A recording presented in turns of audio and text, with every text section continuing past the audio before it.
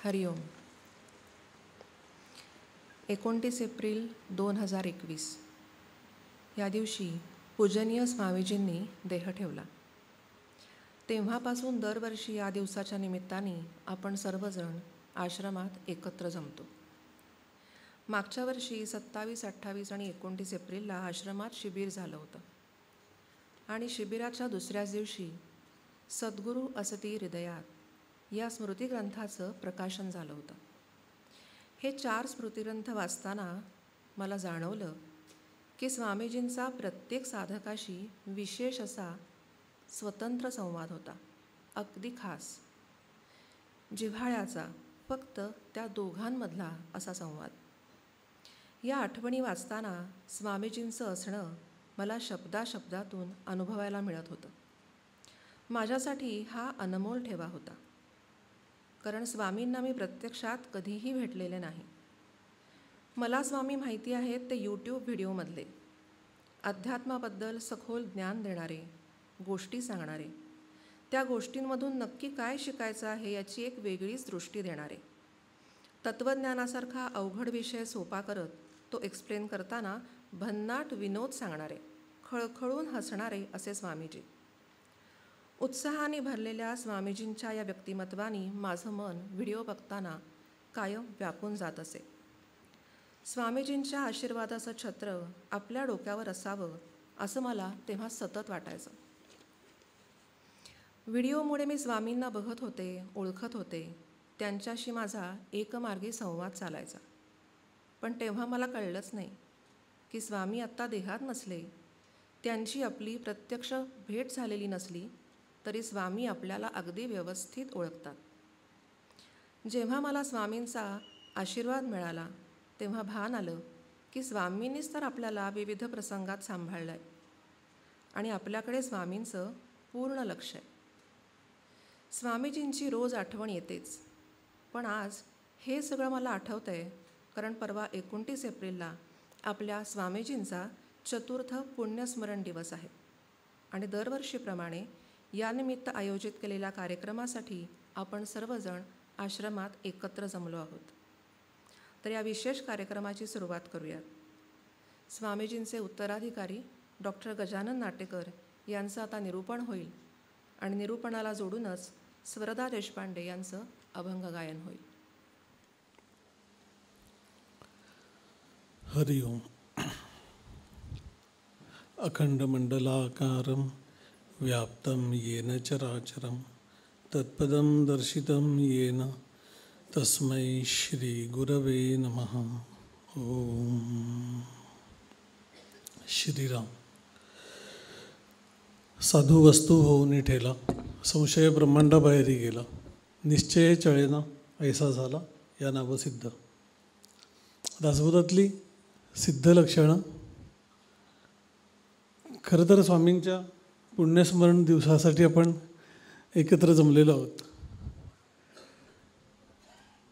काही वस्तूपाठ म्हणजे वडिलांच्या मागे चालायचं असतं असं जे म्हटलं जातं, तसे स्वामींनी घालून दिलेले काही वस्तूपाठ ते तसे झाले तरच बरं वाटतं, आतमधून कम्फर्टेबल वाटतं. म्हणजे मला आठवतं की गुरुपौर्णिमेचा कार्यक्रम होता शिवशंकरला, तर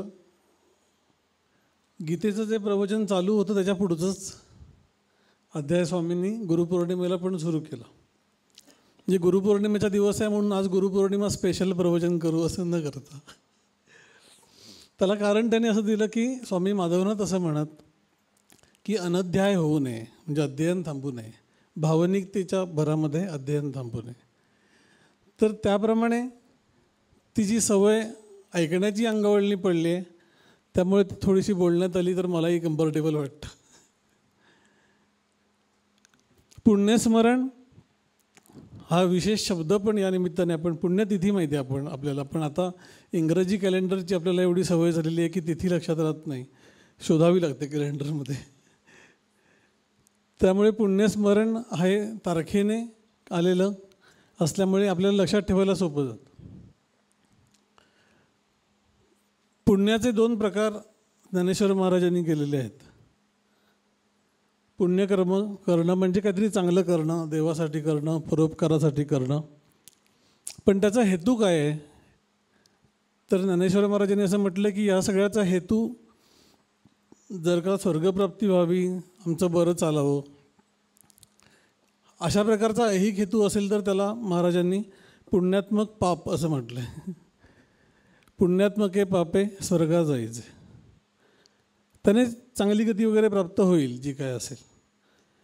पुण्यात्मके पापे स्वर्गा जायचे, पापात्मके पापे नरका जायचे. म्हणजे वाईटच वागतोय तर ऑब्वियस आहे. माते जेणे पाविजे ते शुद्ध पुण्य. ज्याने मला प्राप्त होऊन मिळशील असं भगवान म्हणतात, ते शुद्ध पुण्य.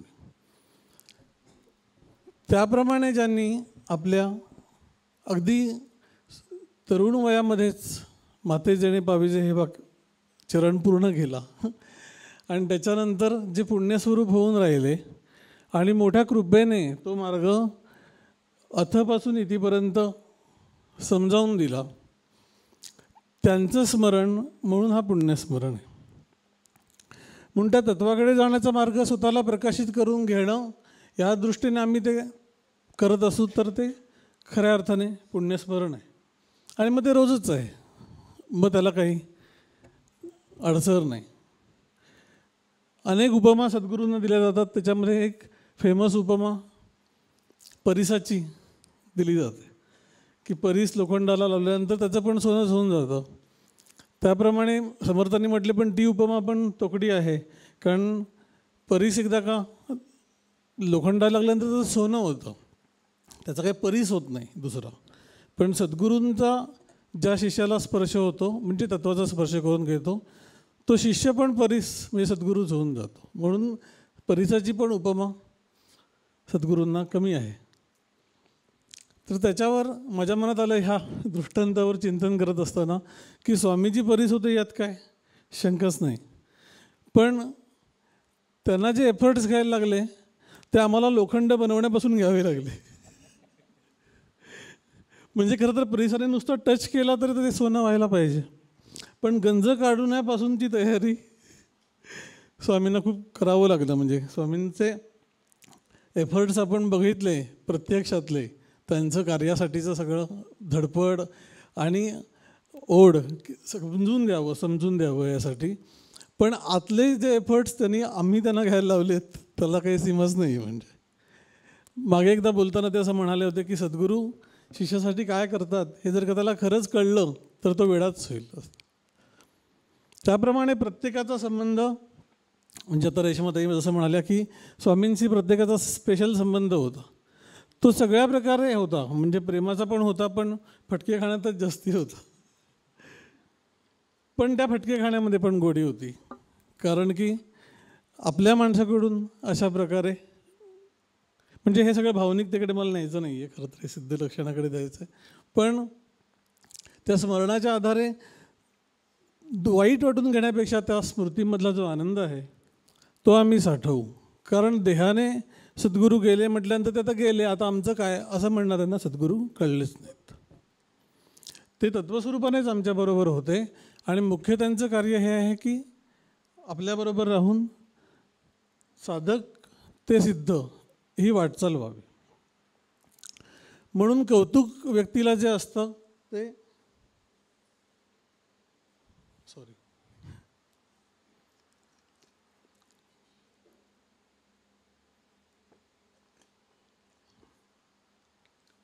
ते पूर्णावस्थेचं कौतुक असतं.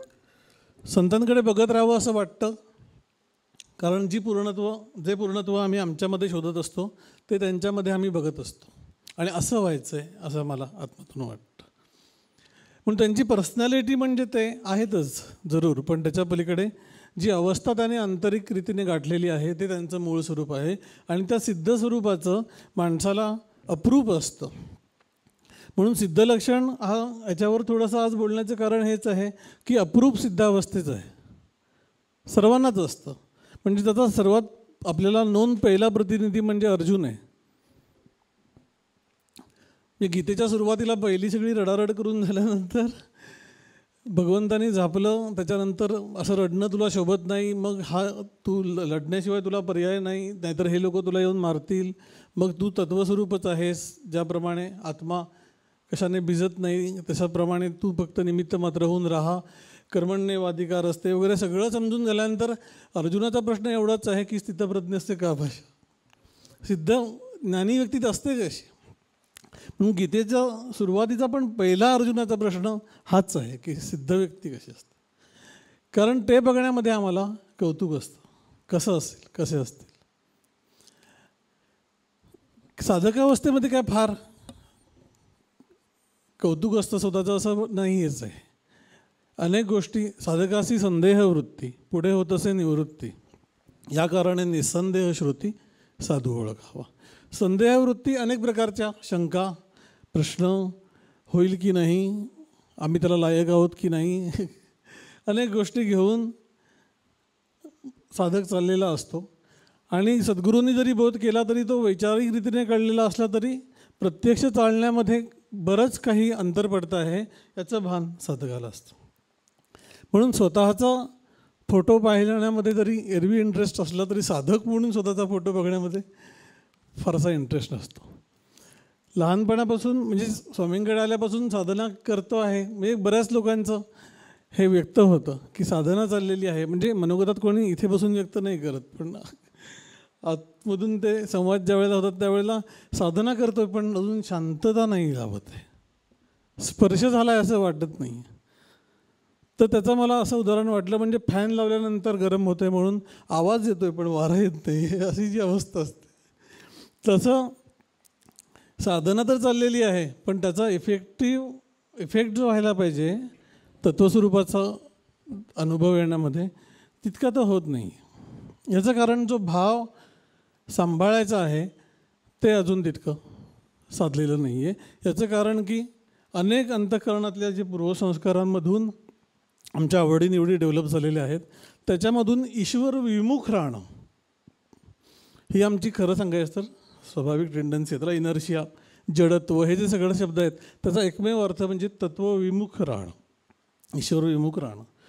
आम्हाला कळलं आहे, आम्हाला सद्गुरू लाभलेत या समाधानात राहणं चांगलीच गोष्ट आहे म्हणजे, पण ती लाभल्यानंतर स्वतः जर का ईश्वर सन्मुख होऊन नाही राहिलं तर किती का समाधान बाळगा आणि किती कृतकृत्यता वाटवून घ्या. स्वामींसारखे किंवा मोठे संत सद्गुरू म्हणून लाभले, त्याची मुख्य मार्ग कळला त्याची, तरी पण ते नाहीच होणार. म्हणून जबाबदारी शिष्याची आहे, जी साधकाची आहे, ती सतत ईश्वर सन्मुख राहण्याचा प्रयत्न करणं, आणि ते राहता येत नाही आहे ही अंतःकरणाची मर्यादा कळल्यानंतर सद्गुरूंना शरण जाणं की करून घ्या माझ्याकडं. माझे चित्त तुझे पायी राहे ऐसे करी काही. माझं मन, खरं माझं मन आहे, मी ठेवलं पाहिजे तुझ्या पायाशी, माझं जबाबदारी आहे, पण ते काय माझ्याकडे होत नाही आहे. तूच आता असं कर, माझे चित्त तुझे पायी राहे ऐसे करी काही, धरून या बाही भव हातारी दातारा. माझं चालणं होणार नाही आहे, तू हात धर आणि मला चाल. म्हणून साधना करणं म्हणजे काय आहे, स्वामींचं बोट धरून चालणं आहे. आम्हाला ती वेळ रोजची, आम्ही एवढ्या वाजता ध्यानाला बसतो, एवढा वेळ ध्यानाला बसतो, ते होत नाही, बऱ्याच वेळा चुकतं. त्याला एक भावात्मकतेची जोड असण्याची आवश्यकता आहे. या सगळ्याला केवळ एक ज्ञानमार्ग कळल्यानंतर आता आमचं आम्ही चालू असं नाही होत. खूप रेअर व्यक्ती अशा असतात की ज्या तत्वाचा वेध घेण्यासाठी म्हणून स्वतःहून त्यांना जिज्ञासा असते. जनरली माणसाला संतांचा आधार घेऊन चालण्याची आवश्यकता आहे. काही कमीपणा त्याच्यामध्ये वाटून घ्यायचं कारण नाही. संतांनी पण तेच केलेलं आहे की अशा प्रकारे आपल्या गुरूंचा हात धरून चालणं, आणि ते चालता चालता हळूहळू अंतःकरण संदेहरहित होत जाणं. संदेहरहित याचा अर्थ तत्वस्वरूपाचा शब्दांनी अर्थ कळला, ती धारणा कळली, ग्रहण झाली, असं आहे. त्याच्यानंतर मार्ग कळला की स्वतःमध्येच आत्मतत्वाचा वेध घ्यायचा आहे, मी हे त्याचं स्फुरण आहे, ते ईश्वर तत्वाचं स्फुरण आहे, कळलं. त्याच्यानंतर त्याचा वेध घेताना मग ती जाणीव स्पष्ट करून घेणे, मग ती जाणीव विलीन होणार आहे, हा सगळा कन्सेप्ट म्हणून कळला.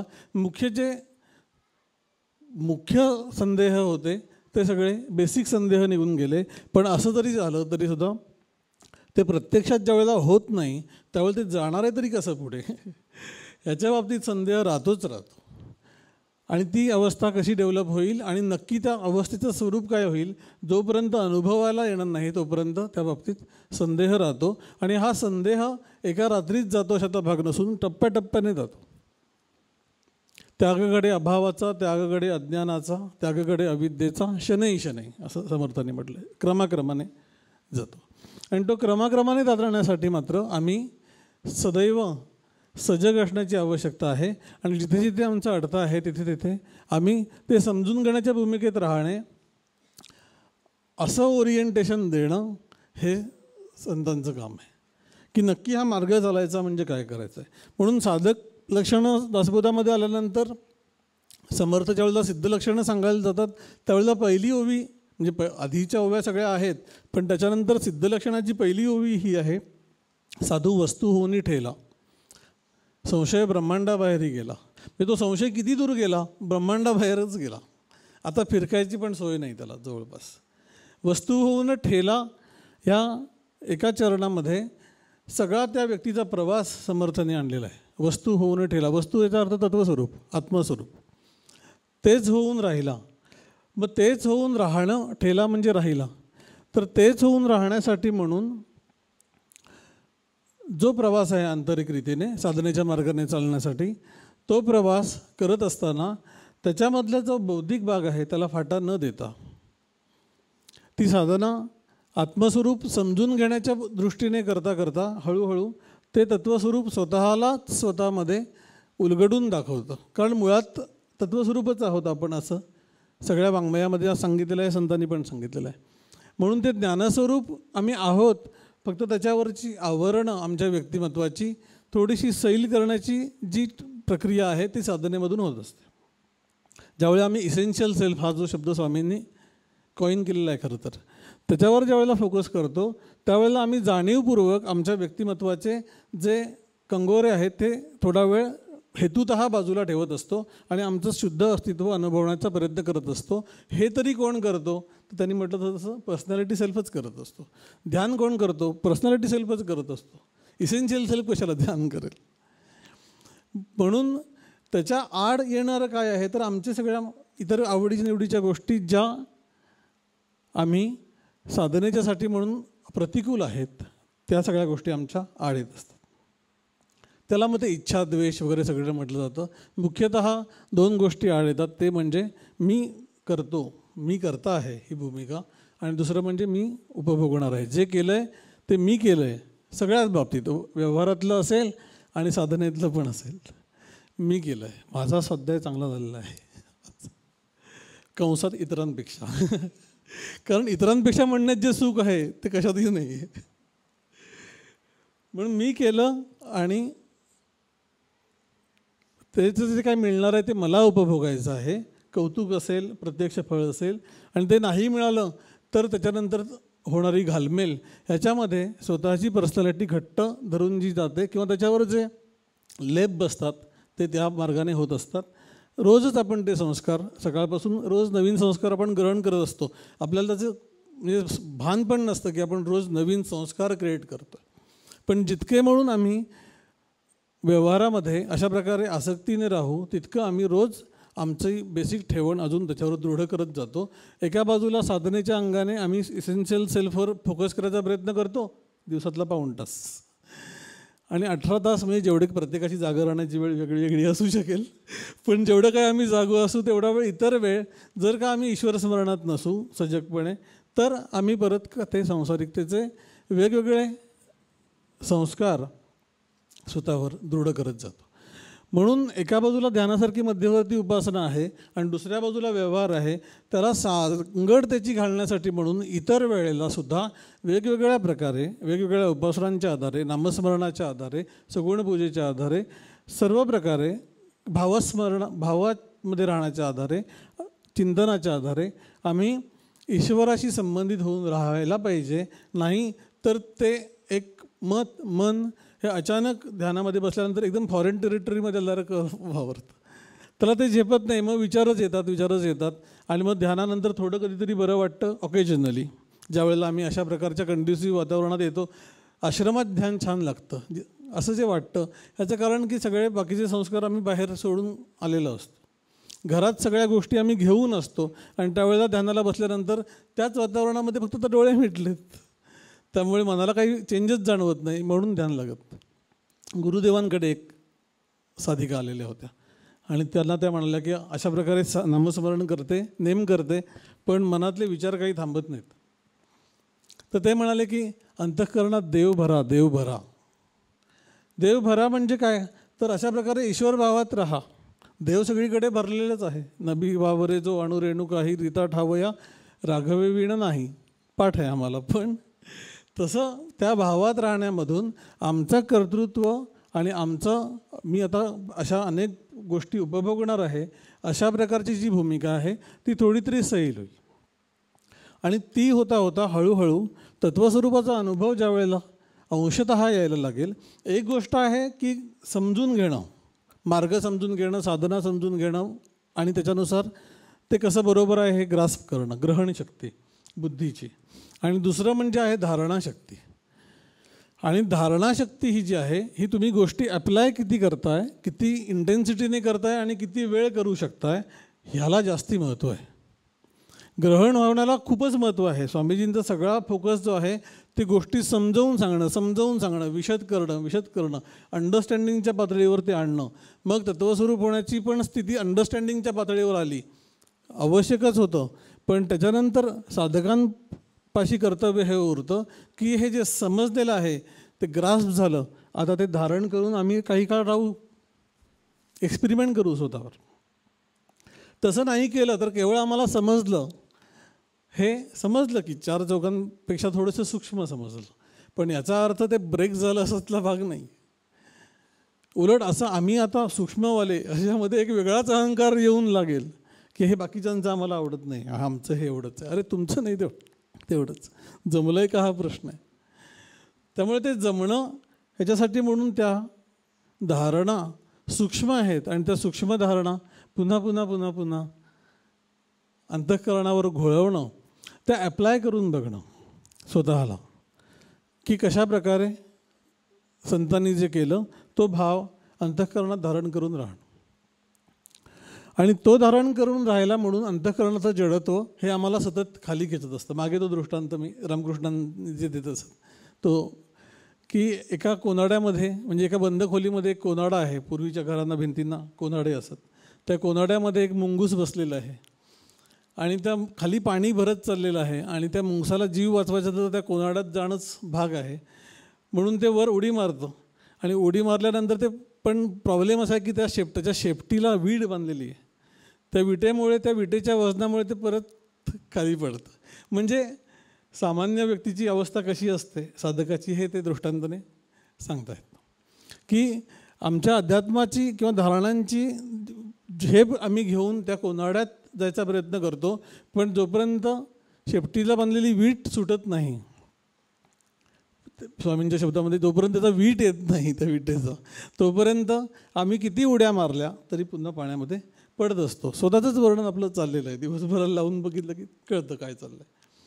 तशा प्रकारे ती संदेहवृत्ती जोपर्यंत अनुभवाला तत्त्वस्वरूप येत नाही तोपर्यंत ती राहते आणि तोपर्यंत प्रयत्नाचा भाग जो आहे तो पुन्हा पुन्हा त्या धारणा स्पष्ट करून घेणं. मॅपवर कितीही बघितलं कुठे जायचं आहे, एखाद्या लांब ठिकाणी जायचं आणि मॅप घेतला, मॅप एकदम प्रॉपर आहे, सगळ्या खुणा दिलेल्या आहेत, संदेह गेला का गेला, अंशतः गेला, पोचायचं आहे कुठे याच्याबद्दलचा. आता हरवणार नाही, पण चालला नाहीस तर तसाही हरवणार नाहीस, कारण इथेच आहेस. चालण्यासाठी म्हणून मॅपच्या अनुसार ज्या वेळेला चालत जातो आणि त्यावेळेला मॅपमध्ये दाखवलेल्या खुणा ज्या वेळेला दिसतात आजूबाजूला, त्यावेळेला मग हळूहळू संदेह विरत जातो. आणि त्याच्यासाठी म्हणून जे चालणं आहे ह्याचा अर्थ केवळ दिवसाला दिलेल्या मॅन्डेटप्रमाणे पाऊण तास 1 तास ध्यान करणं हे काही चालणं आहे. एक प्रकारे एक टप्पा आहेच तो, पण त्या चालण्यामधून अनुभवाच्या पातळीवर स्वतःला तपासून पाहणं ध्यानामध्ये आणि इतर वेळेला पण. एकांतात असताना अध्यात्म साधणं तुलनेने सोपं आहे, कोणीच नाही आहे भांडायला. त्यामुळे अध्यात्म त्यावेळेला आम्ही एकटेच आहोत. त्याही वेळेला काय काय करतो हे जर तपासलं तर अनेक प्रॉब्लेमच आहे, पण तरीसुद्धा त्यातल्या त्यात सोपं आहे. पण ज्यावेळेला लोकांतात जाऊ त्यावेळेला चार चौघे आमच्या आवडीचे किंवा नावडीचे ज्यावेळेला आमच्या बरोबर येतात त्यावेळेला आम्ही कसे रिॲक्ट होतो, त्यावेळेला मग ते जे जे भेटेला भूत ते मानिजे भगवंत वगैरे आठवत पण नाही आम्हाला. इथे आल्यावर आठवतं की असं म्हटलं आहे खरं ज्ञानेश्वर महाराज.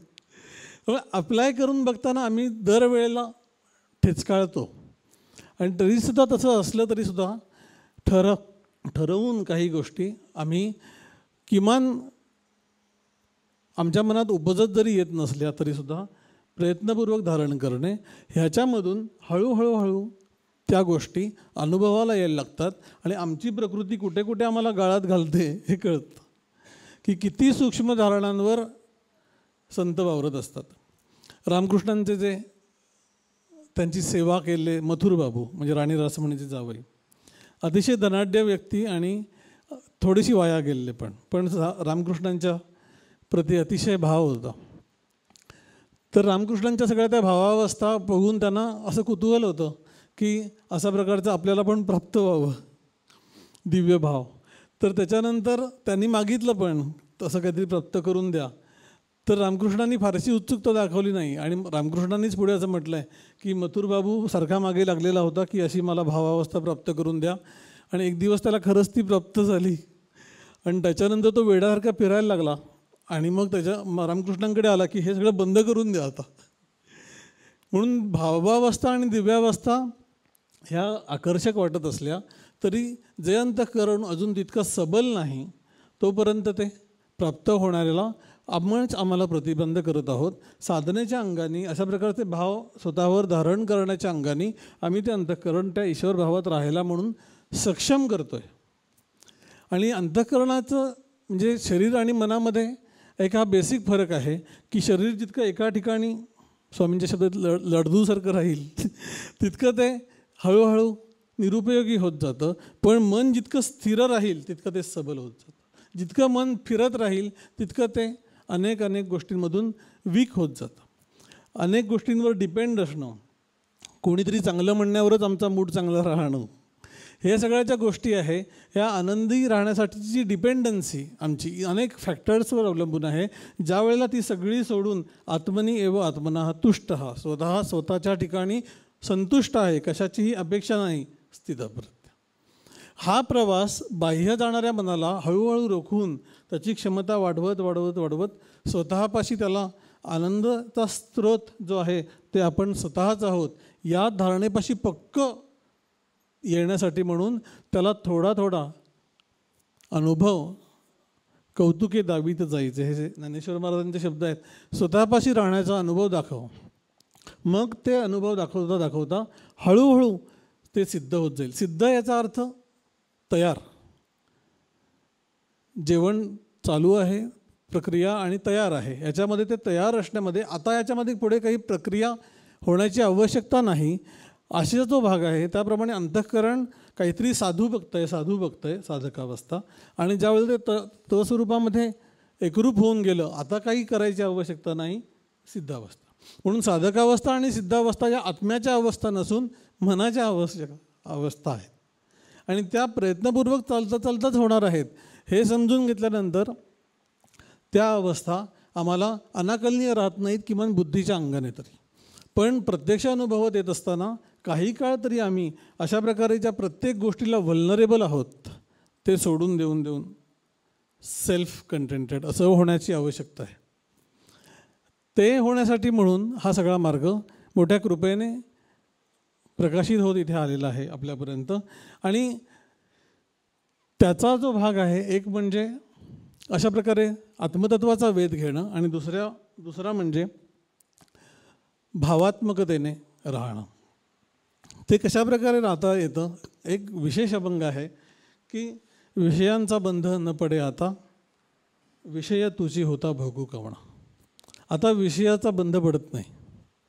विषयाचा बंध कशाने पडत होता तर मी करतो आणि मी भोगता या दोन भावनांमुळे विषयांचा बंध पडत होता. बंध पडतो म्हणजे तरी काय होतं, अंतःकरण पुन्हा पुन्हा त्याच गोष्टीमध्ये गुटमळत राहतं. उच्च कुठलंही ध्येय ते ग्रहण करू शकत नाही आणि झालं ग्रहण तर धारण पण करू शकत नाही, कारण त्याला त्याच गोष्टी इम्पॉर्टंट वाटतात. आता काय झालं आहे करता करता साधना, की विषय तुझी होता भोगू गवणा. गुरूंशी बोलत आहेत की तुम्हीच आता विषय स्वरूप होऊन गेलेले आहात. म्हणजे तुमचं ध्यान करता करता आता जे जे काही मी करतो आहे ते तुम्हीच आहात असं मला लक्षात यायला लागलेलं आहे. म्हणजे केवळ सगळीकडेच ईश्वर भरलेला आहे हे वाक्य आणि प्रत्यक्ष तसा अनुभव. विषयांचा बंध न पडे आता विषय तुझी होता भोगू कवणा. कोणापायी करू कर्मे ही अर्पण, कर्म तुझी होता करता कोण. कर्म करा, मग त्याच्यावर आसक्ती ठेवू नका, ते तुमच्या देवापाशी विलीन म्हणजे वहा अर्पण करा, हे आता मागे पडलं खूपच.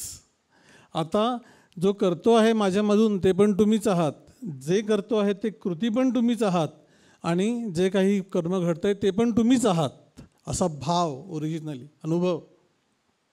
त्यामुळे आता मी काहीतरी करतो आणि अर्पण करतो, इदम न मम, आता राहिलंच नाही आहे काही, सगळं काही तुम्हीच आहात. माझ्यामध्ये पण तुम्हीच आहात, बाहेर पण तुम्हीच आहात. तुझा आणि पुढे त्यांनी म्हटलं की तुझा तुझी करता, तुझा तुझी भोगता. करता पण तूच, भोगता पण तूच. तुझा तुझी करता, तुझा तुझी भोगता. पुढे भोगुनी अभोगता तुझी एक.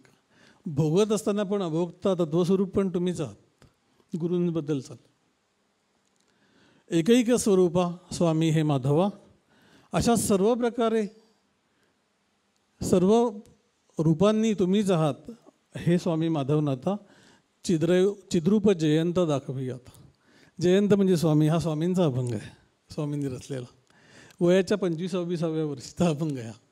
म्हणजे स्वामी स्वरूपांतांचं वर्णन करत असताना त्यावेळेला म्हणत की ते द्विअवधानी लक्ष ठेवणं, म्हणजे व्यवहार करत असताना स्ववर एक अवधान आहे आणि दुसरं व्यवहार आहे, अशा प्रकारे मी प्रॅक्टिस करतो आहे, असं स्वामी स्वरूपानंदांनी मित्राला लिहिलेल्या पत्रात वयाच्या 26व्या वर्षी लिहिलं होतं, असं स्वामी याने सांगत. पण स्वामींचा हा अभंग पण वयाच्या 26व्या वर्षीचाच आहे. कुठल्याही प्रकारचं त्याला, आणि हा अभंग स्वामी माधवनाथांना लिहून दाखवलेला होता.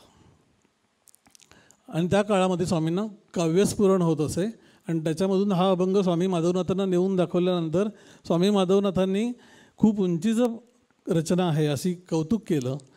त्याच्यावर कुठलाही साधक खुश होऊन गेला असता. त्याच्यावर स्वामींनी त्याचा अर्थ उलटा घेतला की अजून बरंच काही प्राप्त होत असताना आपण उंचीचं लिहिलेलं आहे, म्हणून त्याच्यानंतर स्वामींनी काव्यरचना करणं बंद केलं. म्हणजे शिष्य भूमिका किती प्रगाढ असावी अशा प्रकारचं पूर्ण, म्हणजे हा अर्थ डोक्यात येणंच एवढं कठीण आहे.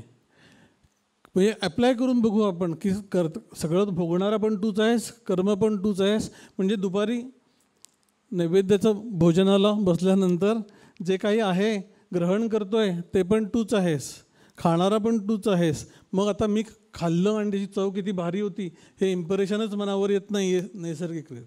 देव खाते देव पिते देवावरी मी निजते. देव देते देव घेते देवासवे व्यवहार येते. देव येथे देव तेथे देवाविण नाही रीते. जनी म्हणे विठाबाई सबाई अभ्यंतरी बसली राही. हा जो या अभंगाची जी पातळी आहे तीच भावावस्था स्वामींनी विठ्ठलाबद्दल जनाबाई बोलत आहेत, पण स्वामींनी स्वामी माधवनाथांबद्दल तसं म्हटलेलं आहे. म्हणून गुरुतत्व आणि ईश्वरतत्व वेगळे नसून तत्वस्वरूपाने एकच आहे. तुम्हाला जिथे भाव ठेवणं सोयीस्कर आहे तिथे ठेवू शकता, अलाउड आहे. आत्मभाव सगळीकडे आहे, ही फार पुढची अवस्था आहे.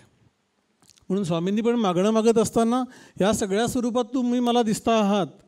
एकैक स्वरूपा स्वामी हे माधवा, ह्या सगळ्यांनी तुम्हीच आहात. चिद्रूप जयंता दावी आता. जयंत हे स्वामींचं घरातलं नाव होतं.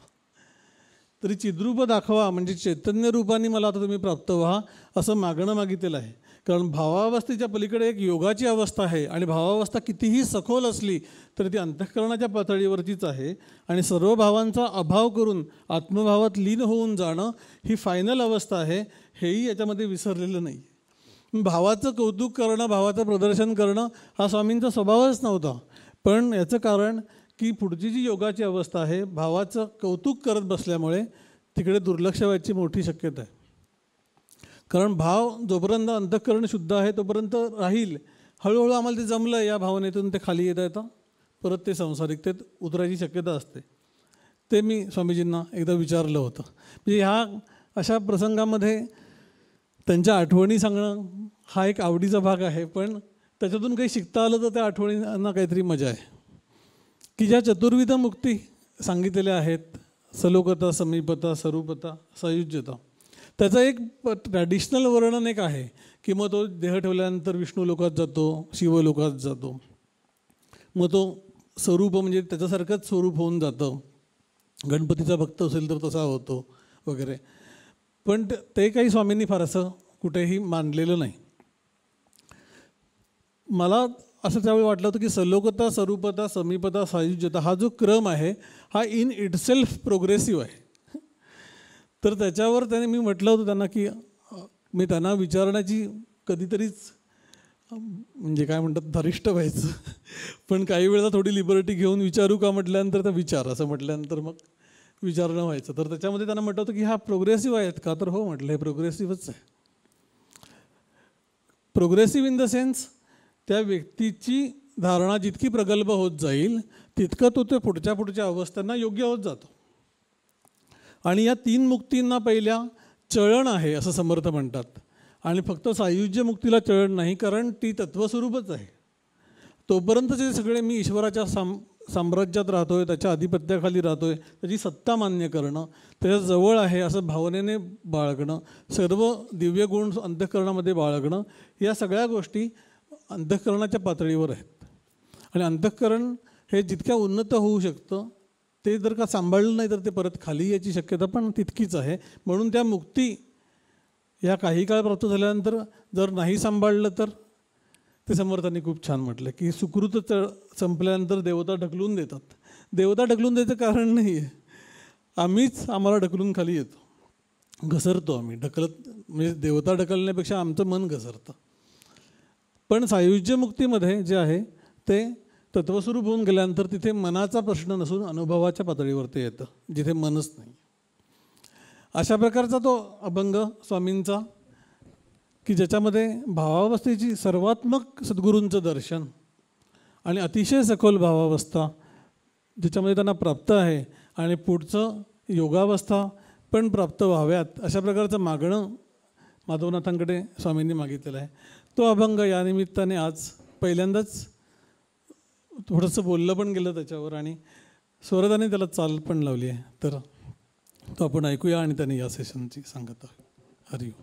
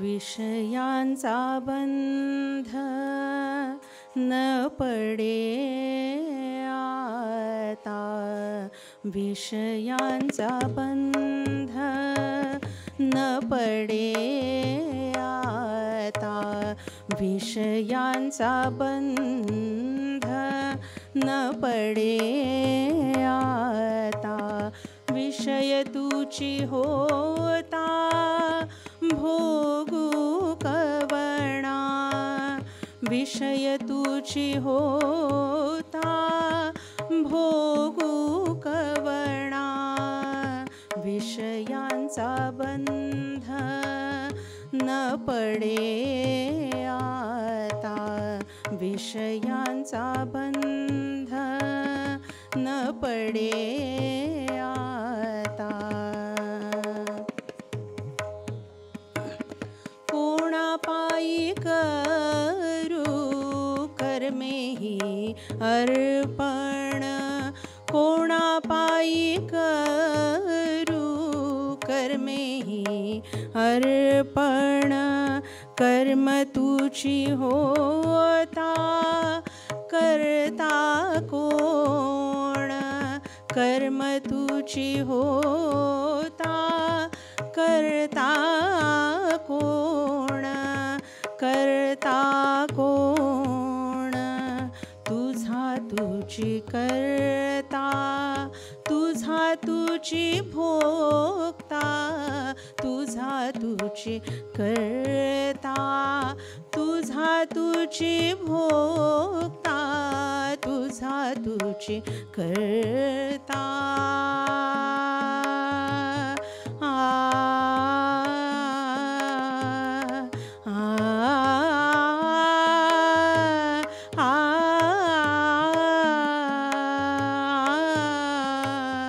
तुझा तुची करता, तुझा तुची भोगता, भोगुनी अभोगता तुची एक, भोगुनी अभोगता तुची एक, तुची एक.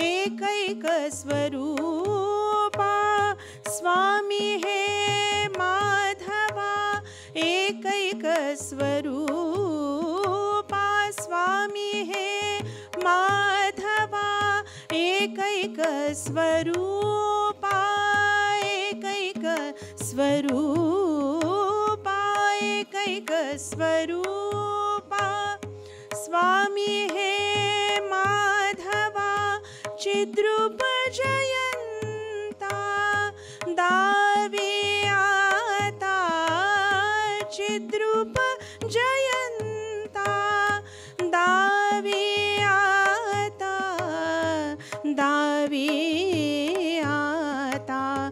एकैक स्वरूपा स्वामी हे माधवा, एकैक स्वरूपा स्वामी हे माधवा, चिद्रूप जयंता दावी आता, चिद्रूप जयंता दावी आता, दावी आता, दावी आता. हरि ओम. एक निवेदन आहे. पुण्यातल्या साधकांसाठी खास आनंदाची गोष्ट आहे. नूतन कार्यसंकल्प सत्संग संवाद केंद्र हे पुण्यात सुरू होत आहे. अध्यात्म, राष्ट्रीयत्व आणि व्यक्तिमत्व विकास या त्रिसूत्रींवर आधारित मोकळ्या वातावरणातील संवाद, उपासना आणि सत्संग एकत्रित पद्धतीने प्रत्यक्षात अनुभवणं ही एक अतिशय आनंदाची गोष्ट आहे. स्पर्धात्मक आणि मनोरंजनाच्या विश्वातून थोडा वेळ स्वतःसाठी, स्वतःच्या खऱ्या विकासासाठी देता यावा असं प्रत्येकालाच वाटत असतं. असा वेळ मर्यादित असल्यामुळे त्याचा जास्तीत जास्त उपयोग व्हावा, स्वतःला व्यक्त होता यावं, मनात रेंगाळणारे प्रश्न, शंका समविचारी ग्रुपमध्ये सोडवून घेता यावे आणि तेही आनंदात, संतांच्या सहवासात आणि मध्यवर्ती उपासनेसह. यासाठी एक प्लॅटफॉर्म उपलब्ध व्हावा या हेतूने दर शनिवारी संध्याकाळी सत्संग संवाद केंद्र पुण्यात सुरू होत आहे. केंद्रामध्ये सर्व वयोगटातील इच्छुकांचं विशेषतः किशोर, युवा आणि मध्यमवयीन अतिशय स्वागत आहे. हे केंद्र डॉक्टर गजानन नाटेकर यांच्या मार्गदर्शनाखाली असणार आहे. या केंद्रामध्ये उपासना, थोडं पठण, संवाद, गायन, गटचर्चा, निरूपण, कला आणि विशेष प्रासंगिक सादरीकरण इत्यादी कार्यक्रम समाविष्ट असतील. हे केंद्र केवळ ऑफलाईन स्वरूपातच असेल. जून महिन्यापासून हे केंद्र सुरुवात करण्याचा मानस आहे. सर्व साधकांना आवाहन आहे की या निमित्ताने स्वामींच्या या कार्यात स्वतःची उन्नती साधण्याच्या मुख्य हेतूसहित केंद्रातील उपस्थिती तसंच केंद्र व्यवस्थापन आणि आयोजन यामध्ये ज्यांना सहभाग घ्यायची इच्छा आहे त्यांनी कृपया श्री चैतन्य देशपांडे किंवा रेश्मा जोशी यांच्याशी संपर्क साधावा. इच्छुक व्यक्तींचा व्हॉट्सॲप ग्रुप बनवून पुढच्या सूचना तिथे कळवण्यात येतील. चांगल्या गोष्टींची आवड असणाऱ्या नवोदित व्यक्तींचंही केंद्रामध्ये विशेष स्वागत आहे. आपल्या परिचयातील अशा लोकांना या केंद्राबद्दल जरूर सांगा. केंद्राची वेळ आणि ठिकाण लवकरच कळवण्यात येईल. श्री स्वामींच्या कार्यप्रेरणेतून हा संकल्प यशस्वीपणे कार्यरत व्हावा यासाठी सर्वांनी आपापला खारीचा वाटा नक्की घेऊया. आता पुढच्या सत्राविषयी. साधारण 11:30 वाजता राम मंदिरातच पुढचं सत्र असेल आणि त्यात स्वामींचे उत्तराधिकारी स्वामी मंदारनाथ यांचं प्रबोधन असेल. त्यामुळे सगळेजण 5 मिनटं राम मंदिरात एकत्र लवकर येऊयात. 5 मिनटं तरी आधी जमूयात. या सत्राची सांगता करूयात प्रार्थनेने. सदा सर्वदा योग तुझा घडावा, तुझे कारणी देह माझा पडावा. उपेक्षू नको गुणवंता अनंता, रघुनायका मागणे हेची आता. उपासनेला दृढ चालवावे, भूदेव संतांसी सदा नमावे. सत्कर्मयोगे वय घालवावे, सर्वांमुखी मंगल बोलवावे. जय जय रघुवीर समर्थ.